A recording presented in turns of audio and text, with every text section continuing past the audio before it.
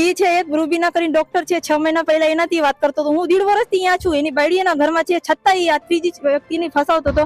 પણ આ ડોક્ટર રૂબીના એના ઝાંસામાં નથી ફસી. એના પાસે મારી રેકોર્ડિંગ છે, એનો નંબર હું કાઢ્યો છે. એ મને બેન કીધું કે તમારે મને મારી જરૂર પડશે તો હું કોલમાં વાત કરી લઈશ. આ મને એક જીવનસાથીમાં ફસાવ્યો હતો. આ જીવનસાથીની એપ ડાઉનલોડ કરી એમ જ છોકરીઓને કહે છે કે મારો તલાક થઈ ગયો, હલો આપણે નિકાહ પડાવશી. આ જીવનસાથીની એપમાં જ આ બધું કરે છે, બધી છોકરીઓને ફસાવે છે. જે ફરિયાદની વિગત મુજબ આ કામના જે આરોપી છે, જેનું નામ છે ફિરોઝભાઈ અહમદભાઈ મેંડા, એમના દ્વારા આ મહિલા સાથે જીવનસાથી.com ઓનલાઈન વેબસાઇટ ઉપરથી સંપર્કમાં આવી. ત્યારબાદ તેની સાથે ટેલિફોનિક વાતચીત કરી અને ત્યારબાદ લગ્ન કરવા બાબતની લાલચ આપી.